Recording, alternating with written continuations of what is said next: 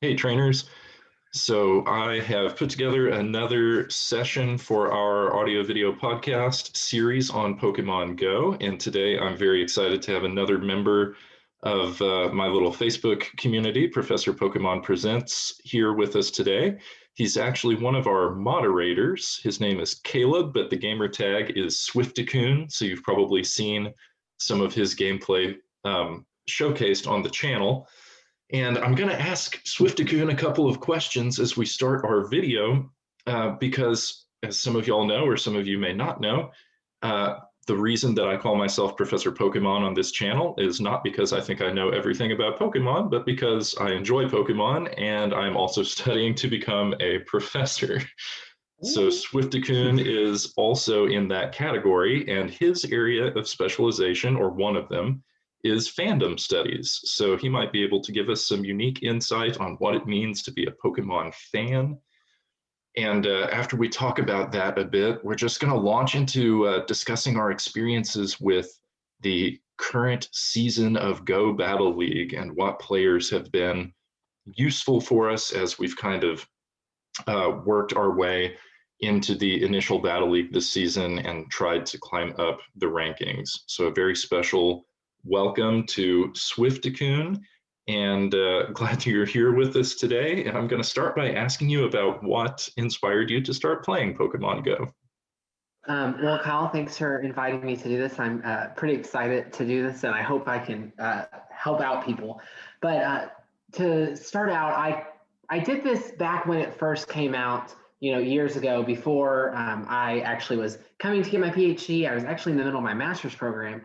And then no one else around me was really playing it, so I stopped doing it. Well, then pretty soon I came here, and you and some of our other fellow PhD students were doing it, so I finally gave in, and I rebooted the app back up. But really, I started it long ago because I really enjoyed Pokemon from when I was younger. I wasn't like a huge fan of it, but I enjoyed doing the items, especially within the first couple generations. But rebooting it was more about the collaboration and the experience that I'm going to have, that I am having with my friends within the own Pokemon fandom group. And that's kind of what made me start it and keep going with it. And I think we have similar stories there too, because I also downloaded the app in 2016, and then I just didn't know anyone who played, and it was impossible to do some of the gym raids. That was before Go Battle League was a thing. There just wasn't that much to do, so I stopped playing. And then one of our mutual friends, who is also a member of the Facebook community we've got going, who hopefully I will have on to talk about some things at some point or another, he convinced me to download the app again, and I really threw myself super hard into playing Pokemon Go. Super hard into it. But I'm so happy that you re-downloaded and that you've been enjoying playing that as well. So you are a part of our Facebook group community, which is pretty small right now. That's something that I like about it, that it's very tight-knit. But are you a part of any other Pokemon Go fan groups? Yeah, so I'm a part of three total, including this one. But I'm a part of just a global one that kind of gives me, no, I'm a part of four. Just a global one that just gives me stuff that I just randomly found. A lot of people post, so it's just another group range, and it's the PvP group, and just a bunch of people talk about the battle leagues and things they caught. So two of those, and then the other one is our local one here that we're both a part of, and it's the Pokemon Go for Norman. And I see a lot of posts there. People post their shiny Pokemons they get, where to find raid groups, a bunch of different things about the battle league, but it's just more of the local, the town that we're actually in. And then of course this, so four total actually. Yeah. And I can't wait for this pandemic to get a little bit more under control for a lot of reasons, but one of those reasons is because I hear all these stories about how people use some of those Facebook groups, the local Facebook groups for your town or whatever, with Pokemon Go players. And people used to organize like hanging out together, getting together to do raids, all of those things that would be a lot more fun in person than they are remotely right now. So hopefully we're able to get back around to that soon. Well, and then even the fact that we can get to people and when we're at like the park or something and we're in our car and people roll down their window and they're like, hey, are you about to raid this one? Are you doing Pokemon? And we're like, yeah, you want to join? Like just making those random connections with a random stranger is just an aspect about this fandom that is very unique in itself that the app has allowed to have versus just the television show or the card game. And you can kind of see in other movies and other areas where when you go to the movie experience or when you go to Comic-Con, you can see these other areas of interacting with total strangers. But Pokemon Go gives you that really unique interaction that you might not have without the app itself. Right. I really love that it fosters a sense of community. I think that's a great thing that Niantic is doing with the game. And you, in your last response, kind of touched on the next question that I wanted to ask you anyway, which is what do you think is similar or different about being a Pokemon Go fan versus belonging to some other type of fandom group? Yeah, well, Pokemon in general has become very mainstream, which most, as you and I both read in a lot of the literature, most fandom has, especially when you're thinking about Marvel or any comic book type things, other anime, anything like that has become very mainstream. It's really easy to find a community through Facebook or other digital forum groups that you can have. But something that Pokemon Go has is the interaction with it. You can find the interaction with Comic-Con, you can find those when you go to the movie experience, but a lot of times you don't have it with certain television shows. So if you're a really big actor fan of a certain television show, they don't have showings like movies have, or they don't have an interactive app where you need to exchange gifts with people or you meet random people or friends that are going. You do have the interaction with movies and friends that you have the people that you're constantly talking to about, hey, did you watch last night's episode? Or did you watch WandaVision? And let's talk about that. And you do have the Twitterverse and all of those that's connecting, but it's very different with this because you're actually meeting these strangers as you're doing it. And you're constantly interacting back and forth, whereas the movies, you're interacting while you might wait in line. But with how we buy tickets online now, you probably won't do that anyways. But then go and watch a movie for 2 hours and you leave and you might not ever see that person again. Whereas this app is having you interact and maybe creating a sense of an interpersonal relationship that could then go on and be fostered into something more than just a fandom friendship. Yeah. I hadn't thought about some of those aspects before you mentioned them there, but there is, I think, some difference in terms of meeting someone playing Pokemon Go or than from, say, meeting somebody in a movie theater line. I always hated for people to talk to me in line at the theaters because it's just like awkward chit chat for a couple of minutes and then you're still sitting in silence waiting for the movie to start or whatever. With Pokemon Go, you have an immediate activity that you can work on together, right? So you don't have to worry about making small talk because you have some kind of shared goal that you're working on together. It immediately gives you something to do and something to talk about. So I think that's really nice. And it's helped me certainly get out of my shell when meeting new folks who play around here too. So I'm happy you mentioned that. That's a really nice quality. Yeah, and I'm one of those people in the movies that you hate because I randomly am talking. So I talk to everyone I see, as you know. I'm happy we met at work and not in line at a movie theater. Yeah. And of course, I have this image in the background here with a few Pokemon that the two of us have been kind of talking about for a bit. And not only is the experience of meeting other people and playing together that way something that's a unique aspect of the game, but also playing in Go Battle League. So there are, tournaments for this. People are starting to get paid to play Go Battle League. Everybody who is interested in looking at this as an esport is becoming really concerned with their rankings and trying to do well in the league. Even casual players have seemed to really get into Go Battle League. It has really taken off this past year. And I know that you and I enjoy playing it. We're not like, top ranked world players or whatever, but I think that on the whole, we do pretty well for people who just play in our, spare time. So I asked SWIFTicune a while ago to tell me about players that he enjoyed using for Go Battle League and who he thought he was going to start with in creating teams for this coming season. And I tried to do the same thing. So there are so many players that are excellent for the Great League, but we tried to narrow it down to just a few that we could talk about that we found to be consistently reliable. If we have no idea what is going to be going on in the meta, what pool of players would we want to choose from? So that's where this graphic comes from. It's the combination of kind of my suggestions and SWIFTicune's suggestions for these initial pool of players. So SWIFTicune, I'm going to go ahead and let you pick out a couple of these to talk about and tell me why you think they're so valuable to you when you're constructing your initial Go Battle League teams. Okay.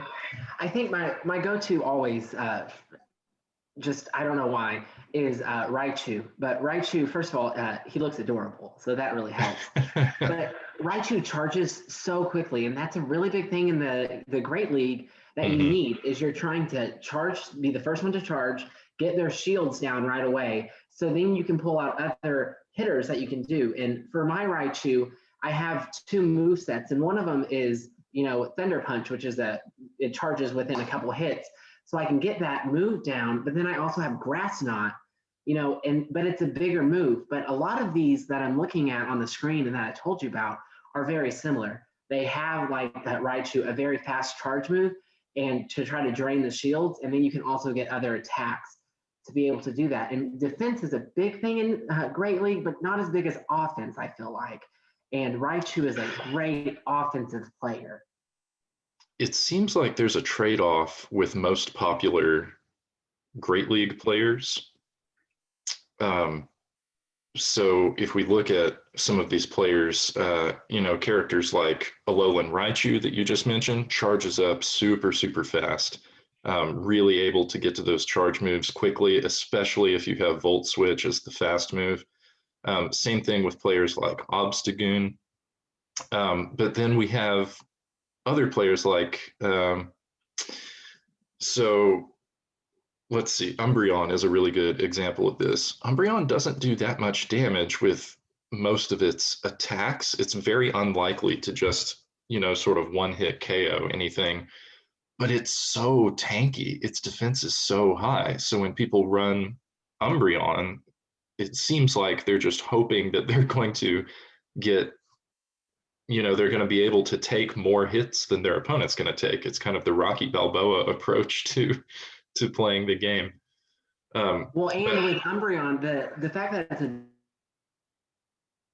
go and have those moves that a lot of people can't defend, and like Foul Play or Dark Pulse, whatever you're using, it doesn't drain them like you're saying. But if it gets hit by a bigger move that would drain most Pokemon, Umbreon takes it like a champ. So it's still doing okay offense, but man, that little bar that moves when you get hit, it like does not move at all when you use Umbreon, and it's such a relief to see. Right. Yeah, and it's super annoying to play against them because even if you have something that's super effective against it, it's going to take several shots to knock it out, like you were just saying. So I play, Obstagoon or Machamp against an Umbreon, super effective offense, but it's still, it takes several charge moves to actually feint it out. Mm-hmm. So if somebody's playing defensively, Umbreon's a really great choice. But offensively, yeah, Alolan Raichu does so much for you. It covers so much of the meta because of the different types of moves it can learn, especially because Talonflame just received a boost this past weekend, right? It has the Community Day move, and a lot more people have access to it. So if you're playing Go Battle League right now, like I was this morning, having electric types to help counter Talonflame can be really, really helpful. If you're running water and electric on your team right now, those two are actually really, really strong because Talonflame is so prominent. But that's kind of an aside. So I wanted to hone in on a couple of these that I honestly didn't think would be that strong. And then you just kept telling me, hey, just play your sets using these players. And when I finally took your advice, they actually worked out really well. So the first one of those is Slowbro. Tell me what brought you to Slowbro and how that's been working out for you. I honestly think Slowbro is just one of my first Pokemon that I got up to where he can battle in the Great League. And he just looks, I don't know, you know me, cuteness is a big category for all of this, which should not be a thing. But he just looks awesome. And the fact that he does really good defensively, but he moves on his attacks, like his fast attack is a decent hitter. It's not like Raichu sometimes with his fast attack, but Slowbro's fast attack is pretty good. But Slowbro can do psychic or water, which is great to try to defend against, depending on what if you're going up against fire, you want to do that. But if you're going against electric, you don't want to throw water, you want to throw psychic at them. And Slowbro is able to charge up decently with those. But just like Umbreon, takes pretty good hits. And Slowbro is no longer my first set of Pokemon to go with, but he's in the second set that I always go to. And he's just so good at, I don't know, taking hits. And he's like a neutral player, I feel like. He takes hits really well and he throws hits out really well. He's not like the star in either one, but Slowbro is really good about moving forward in either or category, depending on what you need at the time. Yeah, sometimes being a jack of all trades is really valuable in this game. So its defense is really what surprised me, because I got into several situations where I was just out of shields and I thought, okay, I guess the Slowbro is going to go down and I won't get the chance to use it. And that just wasn't true. Slowbro was able to take a lot of damage and hang in there and stay in the game long enough to get its own charge moves ready. So I was pleasantly surprised. Charms drain Slowbro like crazy. I mean, it can still, like most people, like you are going up against like a Wigglytuff or something, it drains pretty well, but Slowbro can still take the hit more than most people with a charm. But it drains. Like if I see a charm and the only defense is Slowbro, that's what I have to use, but it's still going to drain Slowbro like crazy. I think a funny thing about our group that we've put together here is that there aren't any major charm users. Some people run charm on Alolan Ninetales, but I don't. I do. Okay, there you go. So why do you like charm for Alolan Ninetales? So I just have to, especially recently after the Love Cup. Everyone, Love Cup had so many charms going throughout it, and charms is one of the biggest things.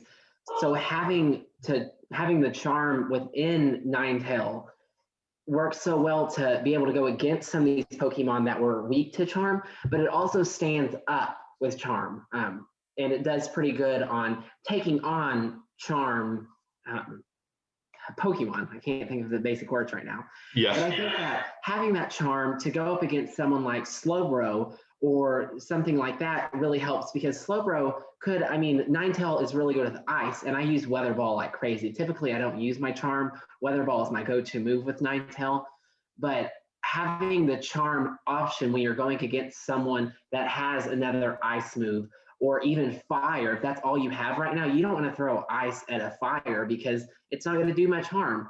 But having that charm being in there really helps give the second option, just in case Weather Ball's not cutting it for me.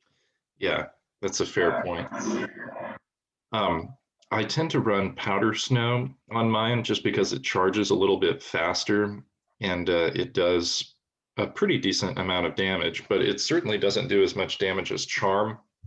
And that also means that I run into trouble when I come up against counters that resist ice type damage. So I really like the idea of doing both. I'm thinking of grabbing a second Alolan Ninetales and running that one as a charm user so that I have one of each and I can use one depending on what I think I need for my team. But that's part of why that particular Pokemon is really good. There's just such versatility. You can learn ice attacks, fairy attacks, psychic attacks.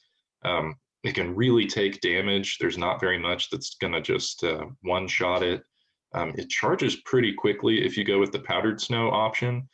But even if you're running Charm, you can still get to Weather Ball much faster than the other charm users are going to be able to get to their attacks, right? So I think it's a really great option either way.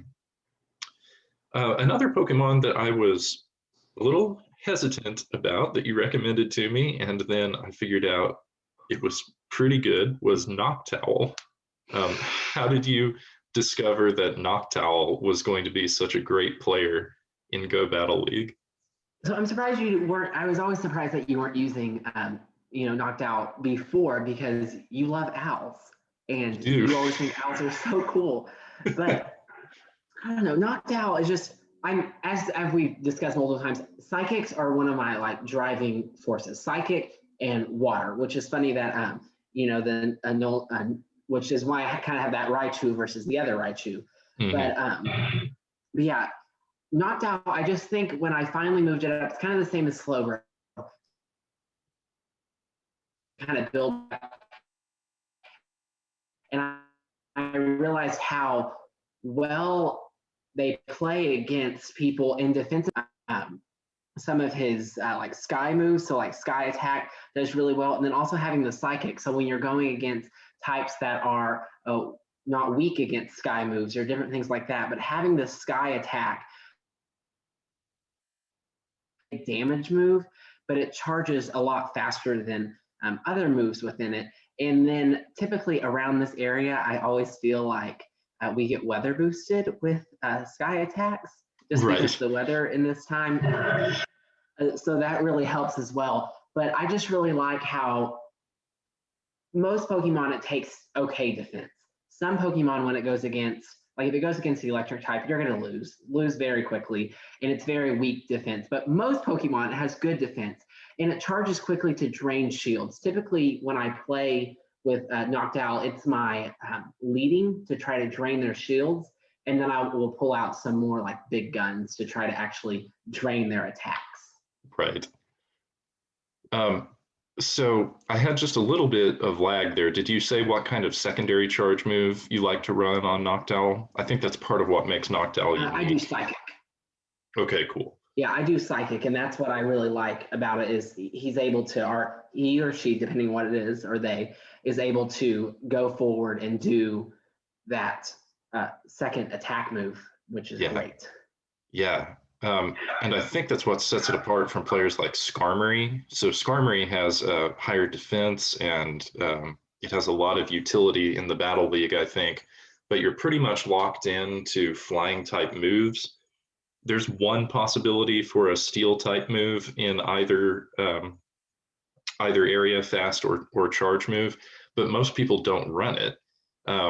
So one of the great things about Noctowl to me is that it has access to psychic moves and it has access to ghost type moves. So I actually run a ghost type move as the secondary charge on mine. But there's so much possibility, right? There's a lot of options that are actually viable options for Noctowl, whereas with Skarmory or something like Altaria, you're kind of locked into the mainstream moves. The others just aren't that efficient. Well, and I also want to add the fact, being flying, there are some weaknesses there, but the fact that it's normal and only weakness being like fighting, and then of course you have to add the weaknesses of with flying. Sorry, normal weakness is fighting, and he's a flying, which has the weakness of electric and other types of items. But once you see an electric, you just pull out and you put something else in, and then you should be good to go if you're using Noctowl correctly, which really helps because being normal, you only go against certain weaknesses. Right. And in general, I feel like electric types aren't that prominent. Of course, Alolan Raichu pops up now and then. In terms of electric type users, I think the most common one I see is Hypno. A lot of people just equip Hypno with Thunder Punch and then use that as their electric type. Because Hypno's tanky, right? It's much tankier than most of the other, or not other, but most of the electric Pokemon. I included Electrode on this list. You can see at the bottom there. I was about to say that. Yeah, so I really like Electrode because it uses Volt Switch just like Alolan Raichu. It has access to Discharge, which is a really great electric move, but it also has access And to dark foul moves. play, which Yeah.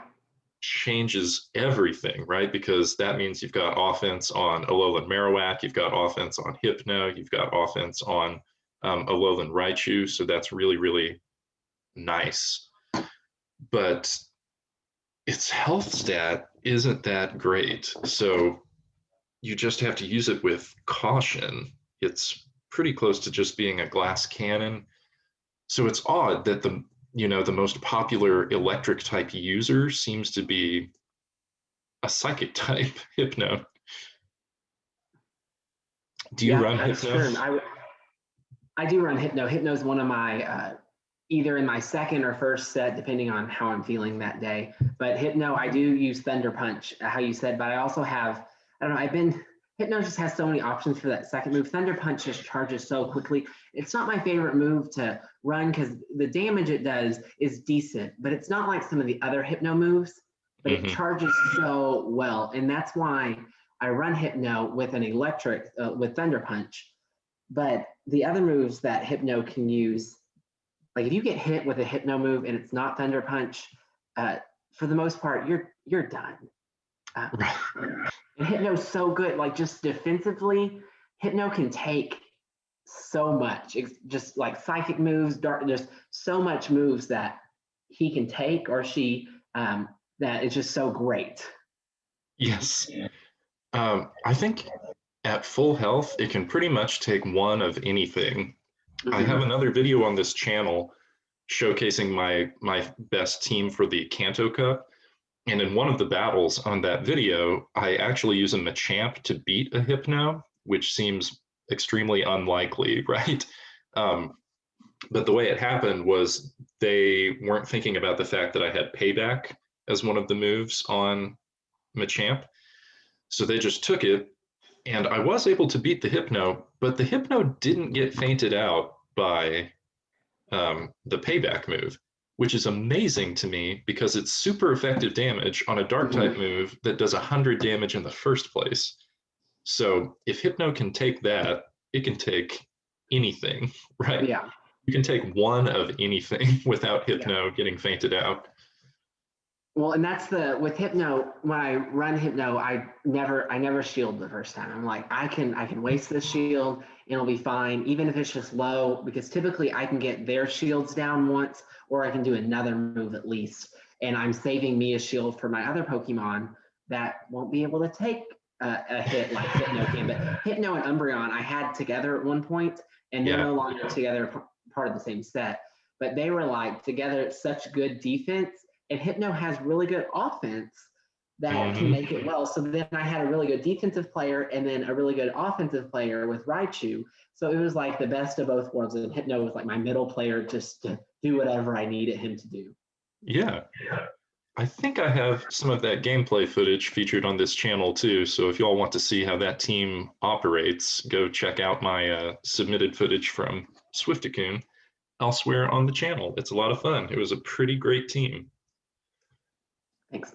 And so we want to spend some time with the gameplay footage that I put together to fill in the listeners. I played battles using all of these Pokemon that you can see on the screen, and I'm just going to run some of those battles in the background, and SWIFTicune and I will sort of talk through what we like or dislike about using some of these different players. Just to touch on some of the other ones here.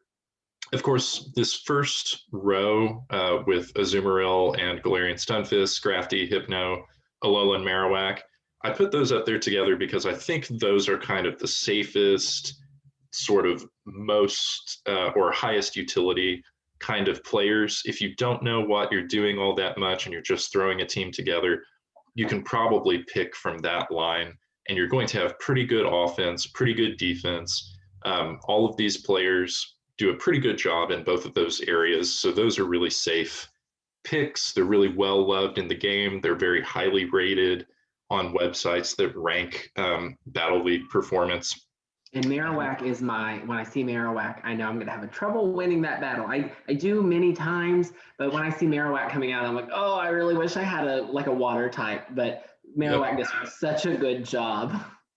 Yes, and especially because So it's weak to water because it's a fire type, but also ghost type moves are relatively unresisted. You'll have problems with normal types and with dark types, right? But anything else, ghost type moves are going to do at least neutral, if not super effective damage. That's almost every type in the game. So, even if Marowak hits a counter, somebody throws a water type against it, man, if it's running Shadow Bone or Shadow Ball, it's still going to produce massive amounts of damage against that other Pokemon. I love Alolan Marowak. I don't have one. I tried to win one in a raid like a couple months ago, but I was battling alone, and I missed it by like a third of its energy. So I was doing great on it. I just ran out of time. So I still do not have one. And if I did, it would be running in my sets. Yeah. Well, hopefully this year's Go Fest will bring them back. That's where I got my first Alolan Marowak. I have two of them with different move sets that I run on each one. So I just pick one depending on what I need for my team at the time. But hopefully, yeah, with Go Fest this summer, we'll have a chance to snag one for you. Cool. Yeah, and then several others here that we just kind of like. We haven't talked about Snorlax a lot, but if you watch any of the other videos on this channel, you'll see why I like Snorlax. Grass types are going to be pretty helpful in the Great League because so many people like to run the water types or the earth water types, right? So you see lots of Swampert, you'll see lots of Azumarill, things like that. So Venusaur is really helpful there. Chestnut can be really helpful there. And I wanted SWIFTicune to be able to talk about Metacham for a minute because I hadn't really committed to powering up Metacham until talking with you. So maybe you can share a bit about your experience with Metacham. Yeah, so I needed a Pokemon for the Love Cup, and I had a lot of candy, so I decided, just to move it up and to see what kind of happen. Best Pokemon in the Love Cup I've used. I mean, I used a lot of great Pokemon in there as well, but Metacham is just charges so fast, and it can take hits so well, unless it's like from Jigglypuff or someone who's a fairy, then it will lose real quick, real bad. But it has such good moves, and you can go, since it's fighting and psychic, you can just have it switch out and to just be so well within all the areas. The issue is it only charges up to like barely 1500. I don't even think mine can charge up to 1500. But yeah, mine can only charge up to 1409, I think. But I'm not even there yet. So I'm battling with a 1300 character in the Great League, which is, max 1500. So there's so many Pokemon that are 1500 or 1497 or something like that. But yet this Pokemon can still really take it, even though it has so much less CP or HP less than all of these Pokemon. And it takes so much to get there. Like, to get it up to the highest level it can go, you're going to get to the point where you're having to give it 10, 15 pieces of candy just to move it up just a little bit. But it's really worth it because this Pokemon with Dynamic Punch is phenomenal because it charges so quickly, and a lot of Pokemon are weak to fighting. And if they're not weak to fighting, then you're able to throw out the Psychic move, and they're weak to Psychic. So typically they're weak to one or the other. Now, I can think of a lot of Pokemon that aren't, but if you're running it correctly, then having those two options that charge about the same pace, you have the option just to figure out how to do it. And I do not run, this is my second or third Pokemon to throw out because I want to make sure shields are drained. But once you have the shield drained, it's so well of moving out and being able to attack and to be able to take hits pretty well. But the attack on it's really good, even though it's, HP is pretty low or CP is low compared to other Pokemon. Right. Yeah, I always panic when I see them because, as I mentioned before, I don't really run many charm type users, only in special circumstances. So my best bet is usually to try and get them locked into fighting an Azumarill and then just trying to use Play Rough against them. Otherwise, it's definitely a team effort to just try and farm down. So yeah, Metacham is one that I've only recently started working with because, as you said, it's a big investment of time and Stardust, and it just takes a lot of resources to power one up to be strong enough to actually use it. I also enjoyed hearing about why you run the particular moves that you do, because I think everyone more or less agrees that counter is the fast move that you should be using. But among the charge moves, I see people running all of those different charge moves, different combinations on different teams.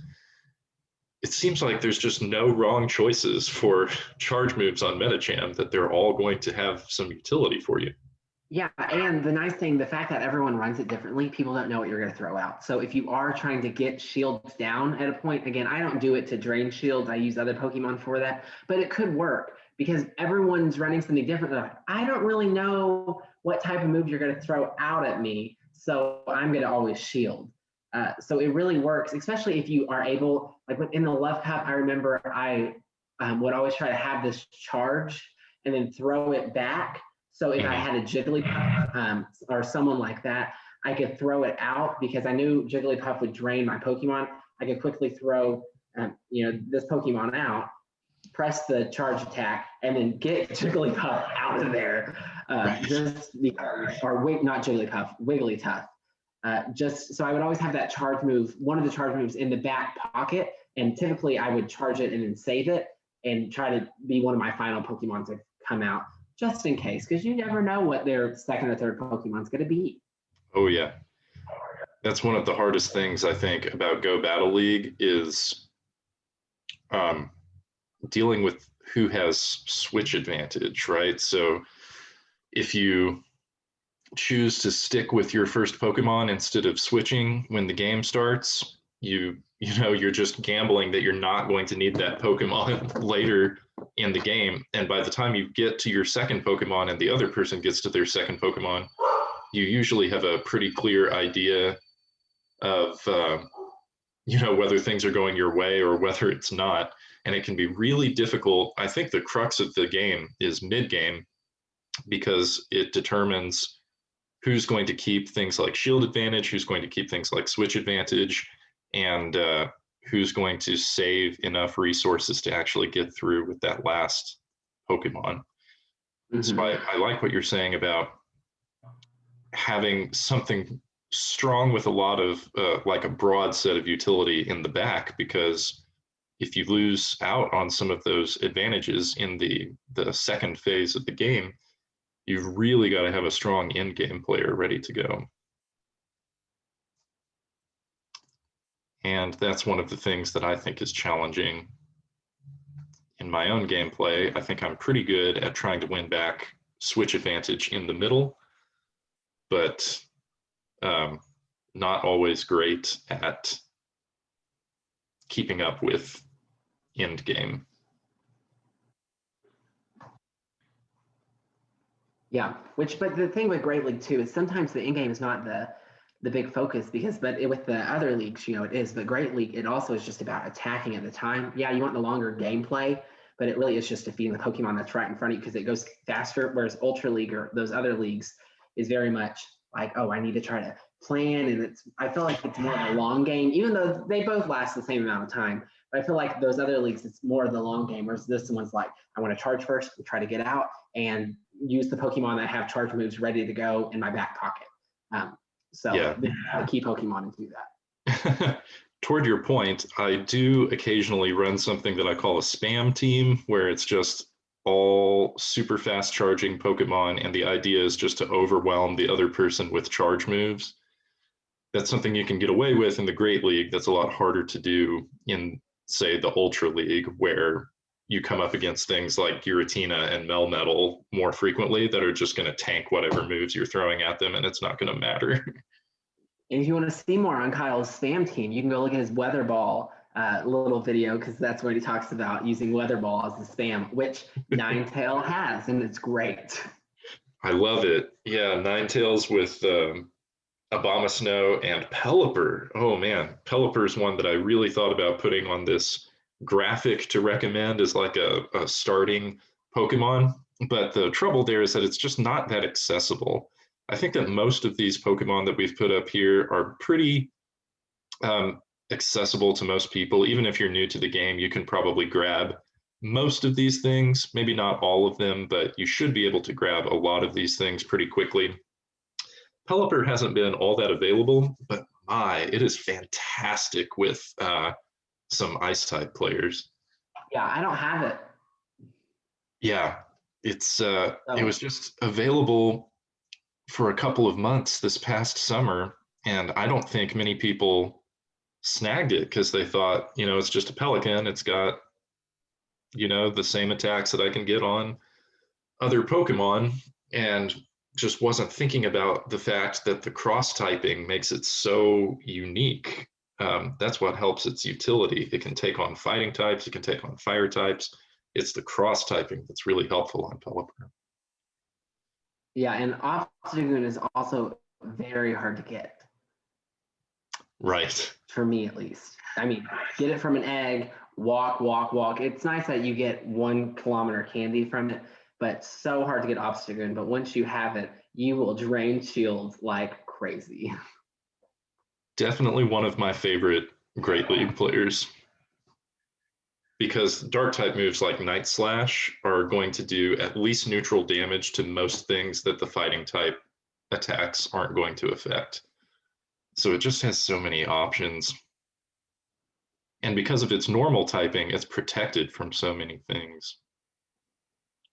I'm going to stop the screen share for a sec, and then I'm going to reshare the screen, but with the gameplay footage. So hopefully that will give us something to talk about in terms of just seeing these players kind of in action. All right, can you see the gameplay video?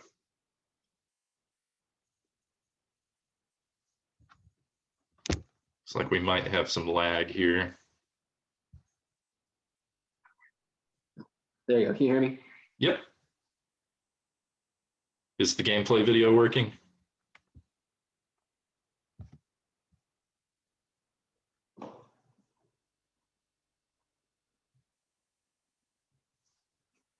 Well, while we are waiting. Can you hear me now? Oh, I can hear you. Yeah, great. I am really. Okay, there we go. Hey, good. I think I'm really. And we're back. There we go. Yeah, so one of these days I am going to be back in a situation where it's just me using my own internet and not in a situation where I'm like bunkered down with some other people and sharing theirs. So hopefully we will get fewer of these technical difficulties as I hopefully continue to make some of these podcasts. Meanwhile, I'm going to try and share this video footage. Can you see a YouTube page? Yes. Can you still see it? Yes. Okay, great. So these first couple of videos are actually my first 5 games that I played when the brand new season of Go Battle League 7 started. I was wondering, because your rank is really small. Yes. Yep, so because I was over level 20 when the last season ended, they popped me straight into rank 2 instead of starting at rank 1. So yeah, this was the first game that I played. Okay, cool. Yeah, I was wondering why, because I was never rank 1, and I was wondering why I didn't start there, because I see other people within rank 1, but now you can answer my question. Yeah. So Snorlax was one that I liked to put on the lead because there's no telling what the meta is going to be when you're at those early ranks, right? People aren't consistently using anything. They're just picking what Pokemon they have and throwing those out.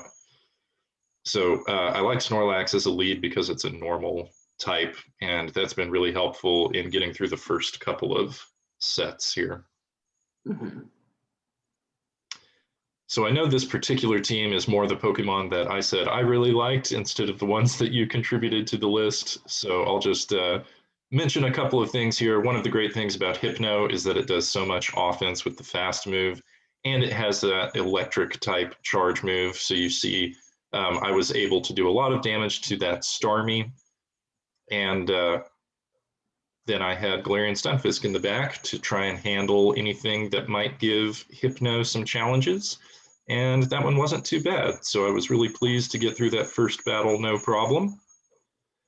And I didn't use the same team every time. I tried to let the game kind of recommend some Pokemon, and then I would choose things that were similar types. I did switch them around a little to try and get my favorites in whatever typing category.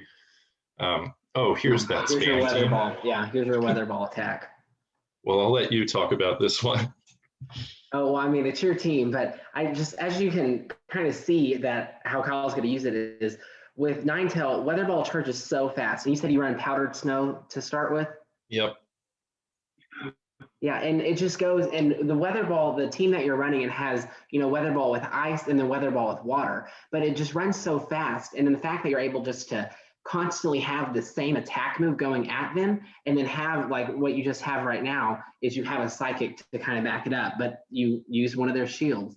But you're constantly always charging them, and you're not really allowing them to give you a charge move. And the few times they do, you have shields, just like now. You have shields to defend, even though you're going to let that go. And oh no, I thought your Ninetale was going to make it.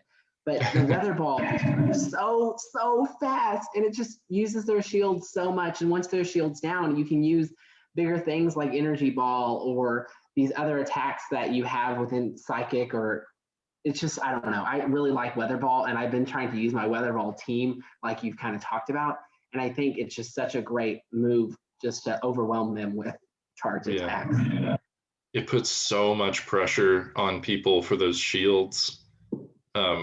Because even though Weather Ball is unlikely to feint something out on its own, it's going to do so much damage that you're down in the yellow or the red, and then you have to start shielding.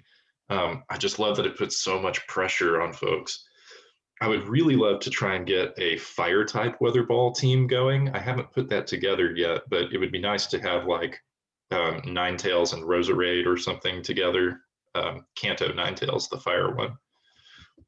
Yeah, I actually put Ninetale. I did a dog team, is what I called it. But Ninetale, both of them, and then Umbreon together, and that worked really well to have the weather ball, because I was able to go against certain ice and then water, and I was able to kind of defend with that, and it worked really well. Not my favorite team, but the fact that I had all of these Ninetales coming out was kind of fun, and I think it kind of caught the people off guard. I don't know if it did. I didn't ask them because I can't talk to them. I mean, it certainly would for me. I don't think I've seen anyone run two different types of Ninetales on the same team, so that's pretty interesting. Yeah, I've only done it like twice, just kind of for fun, to see what would happen. But it was fun when I did it. Yeah, you should definitely consider sending in footage of that so that we can showcase some of those unique teams you've got going. Cool. I might think about that. I might not do it with my Ninetales because I don't really run them together anymore because I've found better teammates with them, but I might. Fair enough, yeah. This particular battle ended up not being much of a showcase because we've already talked about Hypno, and this has been almost a one-man show for my Hypno there.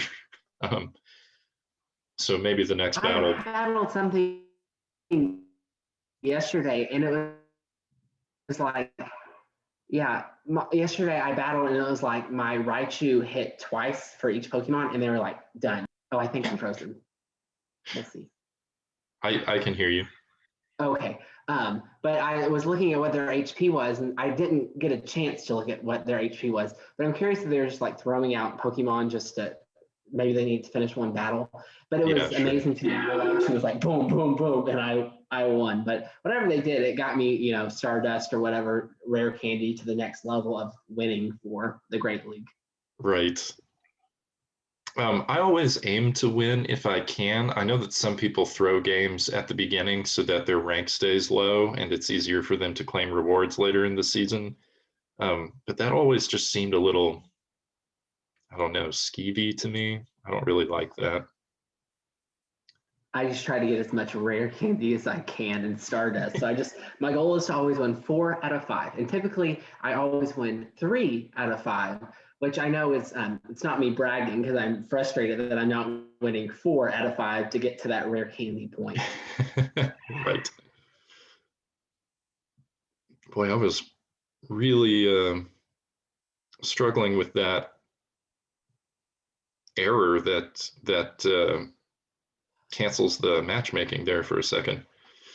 Well, me too. It for like last week or 2 weeks ago, I can't remember. I couldn't battle like anything because it kept having the error and kicking me out. Mm-hmm. I've heard a lot of people in the various pages that I'm subscribed to complaining about that recently. Hopefully that's something Niantic is aware of and working on now. Yeah. So you're running, is this your Venusaur with Frenzy Plant? Yes, Frenzy Plant and Sludge Bomb.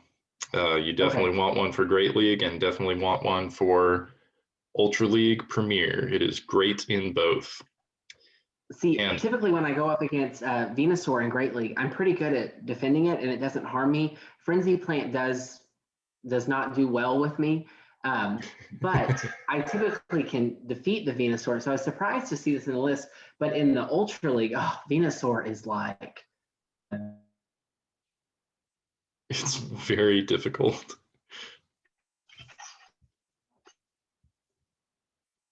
Yeah, it's very, very tough. Venusaur certainly seems to have more threats in the Great League than in the Ultra League, but I don't know. I've been running Venusaur. can you hear me, Kyle? Yeah, There you yeah, go. Can you hear me? I Okay, can. perfect. Technology. You gotta love it or you gotta hate it. You froze for a little bit, but that's great. Again, one of these days I will be on a stronger internet connection and we won't have any of these challenges. But yeah, Venusaur is one. It definitely has more threats. It seems like in the Great League than in the Ultra League Premier. But in the Great League, I have been running it for the past couple of days, and I've had very little trouble with it because Venusaur is so tanky. Even if it comes up against something that's super effective against it, you can probably still get to a charge move, and that Sludge Bomb is going to do lots of neutral damage, even against things that normally beat Venusaur. So Venusaur is very tough, very tricky to actually beat Venusaur. Well, and then I've been seeing a lot of people run Charizard in this, and I know I've seen a couple come up, and I know we've talked about it before.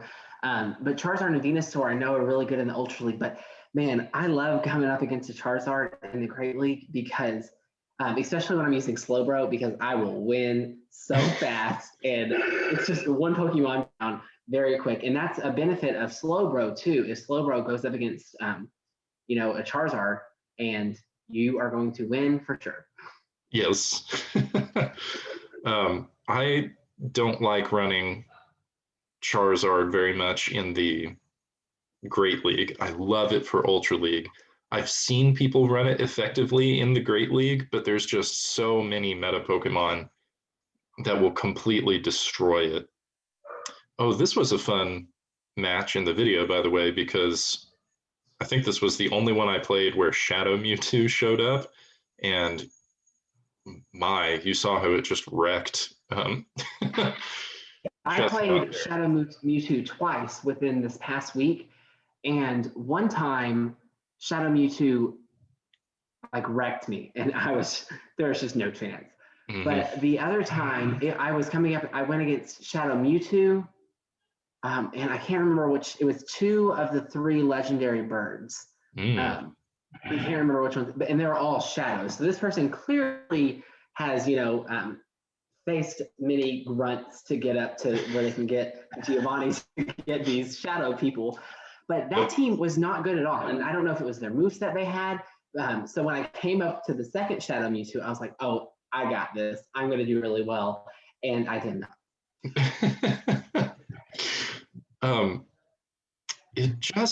It's so glassy. It really depends on how it gets played in a lot of circumstances, I think. There's a very popular Pokemon Go streamer called Zionic, and Zionic recommended a team using Shadow Mewtwo. So I've heard people talk about losing to teams like that, but in general, Shadow Mewtwo is pretty easy to beat unless it has shield advantage, and then if it has shield advantage, it pretty much wins every time. By the way, you can just see how fast that charged up, and it took out Obstagoon just so quickly. Noctowl is a great counter for Obstagoon. Yeah, and it was an interesting choice of collaboration between the three Pokemon you put on the same team right there.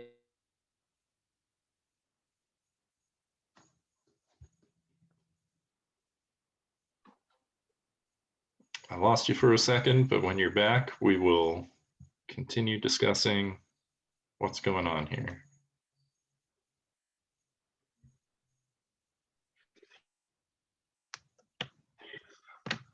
There we go. There we go. Interesting team combination.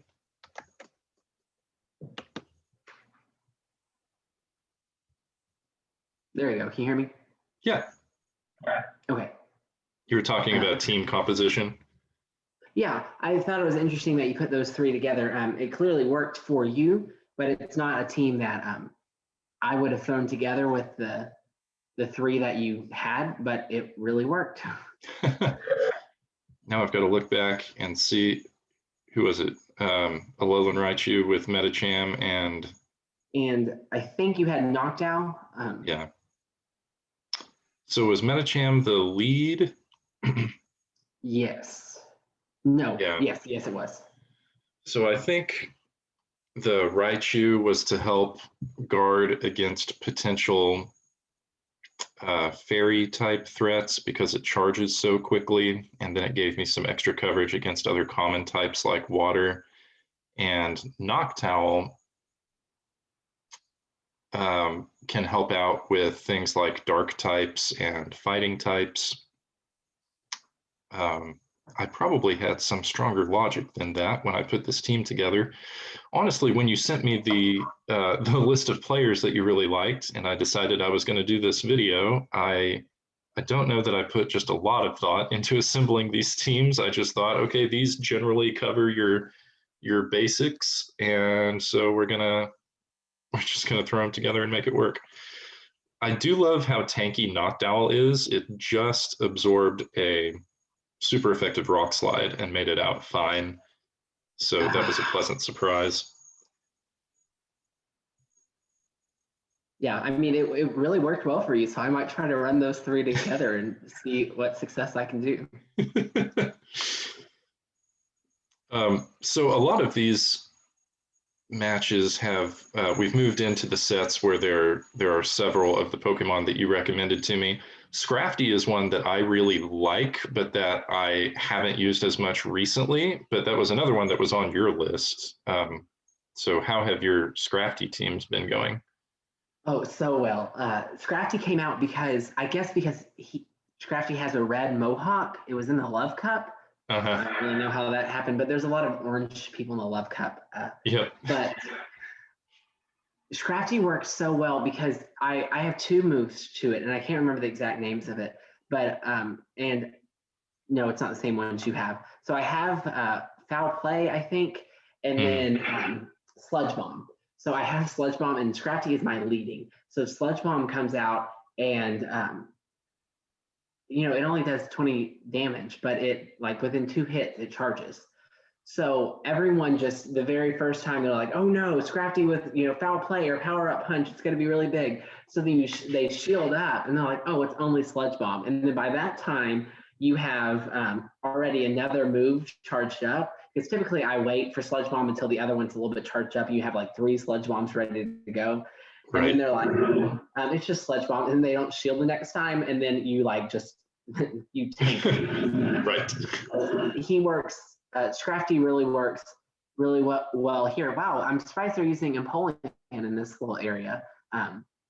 So, but yeah, that's why I really like Scrafty. It's just a great Pokemon to try to drain shield, trick him. It's a very trickster Pokemon for me.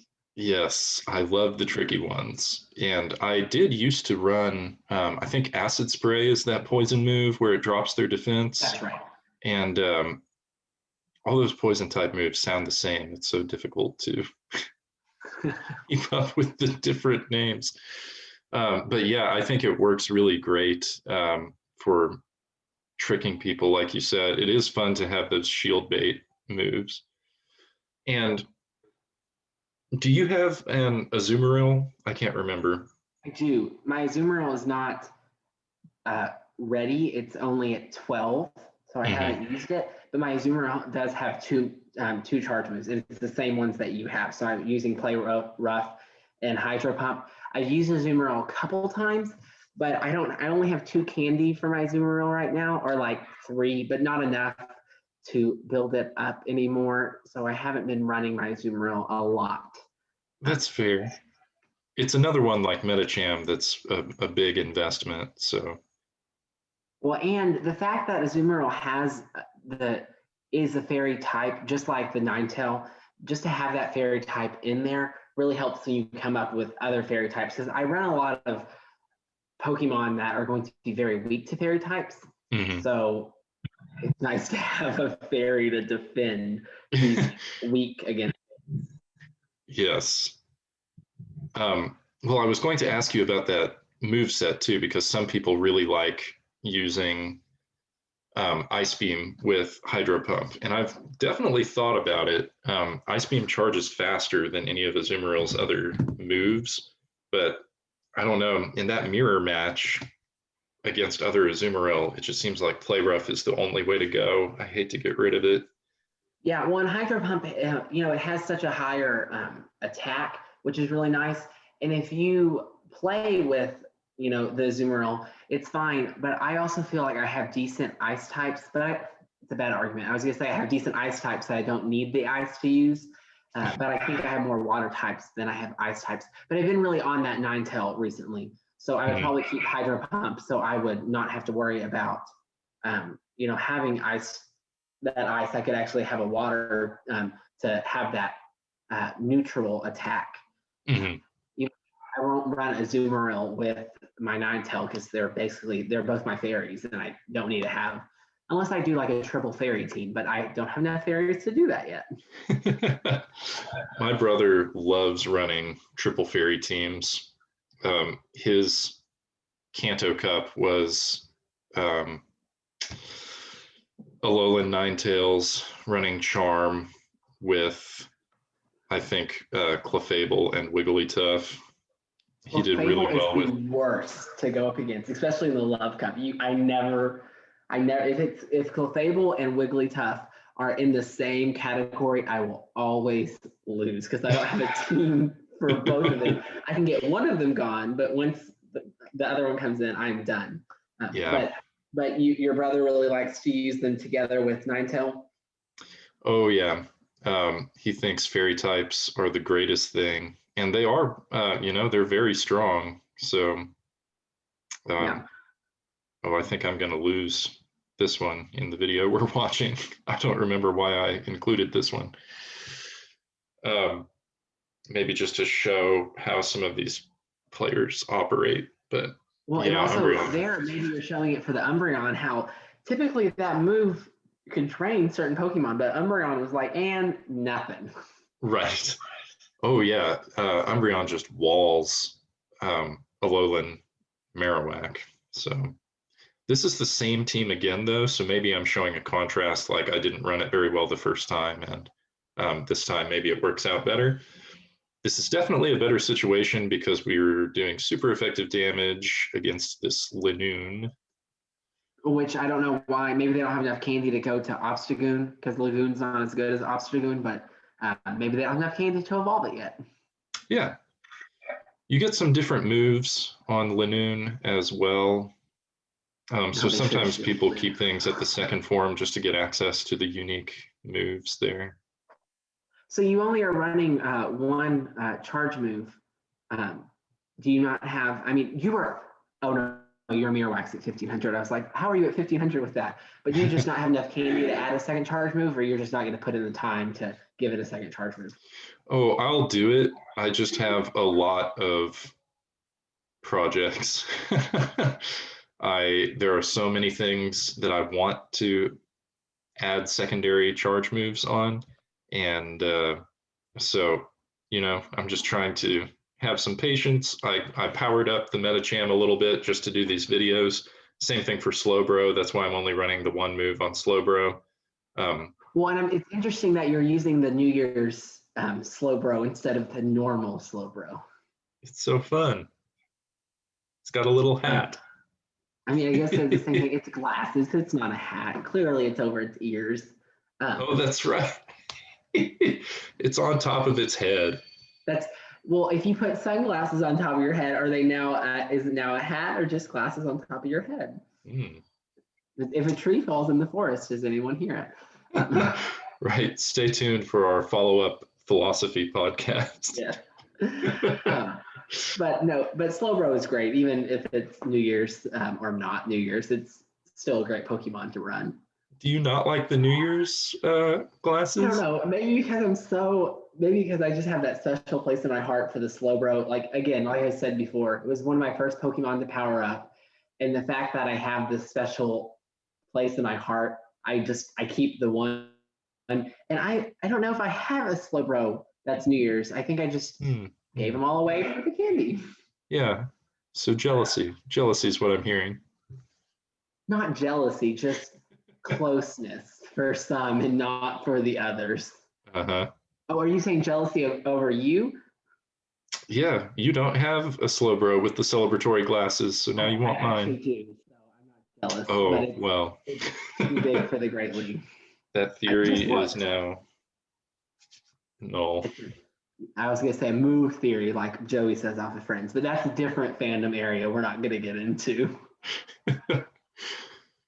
So I didn't put Lantern in the list from before, but I have come to really like Lantern. That's the next one that I'm working to put a secondary charge move on, because it's a water type, but it can use all of these electric moves, which give it extra offense against, say you're in a mirror match against another water type. You can take an Azumarill, right? Yeah. Well, and the nice thing about this, I've used it a little bit too, and especially going up against it, it's not really that weak to electric because it, is an electric water fish type thing. And it's great because typically when you go up against water, you want to throw electric at it. But the fact that there's a water with electric, you're like, because that's typically, I feel like what people do is they know these certain things and they're like, oh, I know water's weak to electric, and they remember one or two weak things to it. So now they're like, oh, what else is water weak against? I can't remember, and they don't really know what to throw it at. So that's where that one kind of comes in handy as well. Yes. Look at your shiny right there. Yeah, small flex on this one. I do really like Scrafty, and I got this on a community day, so it's a shiny Scrafty with the elite fast move.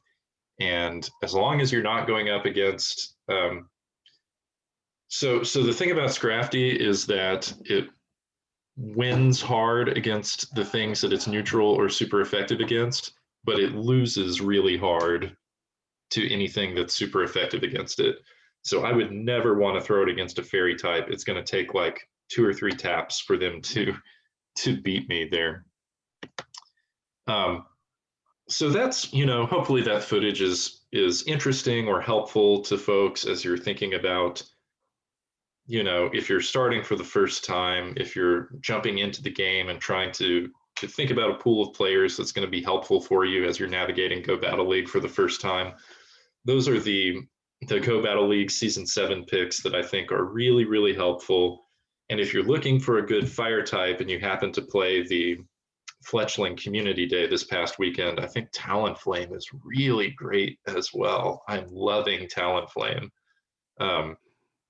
I have won every match that I have played so far this morning using my Talonflame team. So interesting. Have you not faced a lot of water? Because I feel like that would just, or electric, because I feel like that's two big things. It's flying, fire. So I always throw water and electric and psychic are my three to go out. So it's interesting that, because if you would face me, I would have like one or two Pokemon ready just to take you down. yeah, most people have one of those.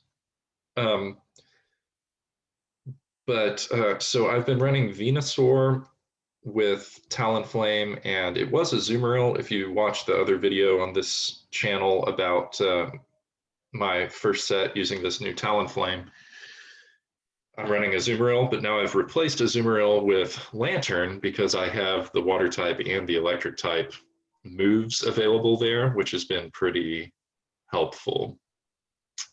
So anyway, that team's working out great. Basically, the trick is to get ahead on energy, right? So Talonflame can beat its counters. It can beat water types if you're ahead on energy because it has access to flying type moves as well. So you can do serious damage to something like an Azumarill or a Gyarados or what have you, just by making sure that you have enough energy to start launching those charge moves. Yeah, smart. It's been pretty fun, pretty fun.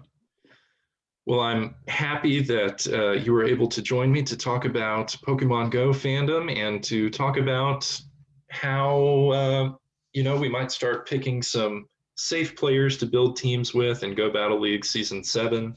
I hope that everybody listening has been having fun with Season 7. I'm certainly going to be posting some more videos to show you kind of what's going on in my journey as I go through this season. Hopefully we can break some rank records and get a little bit higher than last season. SWIFTicune, do you have any final thoughts for us? No, I'm so happy that you invited me to talk fandom in the Great League, because as you know, Great League is like my league that I get the most wins out of. But I'm ready to talk fandom with anyone all the time, as you know, because that's what all my research is on. So it was great to actually have it in a different other area, not in just academia. Yes. I'm always looking for opportunities to, talk about these things that we're studying in pop culture in other contexts. One, because I think it's fun, and two, because I think it, generates interest in the topic outside of our little slice of academic community or whatever, where information can get lost. And so, yeah, it's been really nice to have the conversation together with you and to also be able to talk about Go Battle League. Hopefully you'll send me some more footage so I can show the rest of our viewers what other teams you're working on. And I'll be uploading some more footage here as well. So thanks again. Have fun out there with Go Battle League Season 7, trainers, and we will talk to you again next time.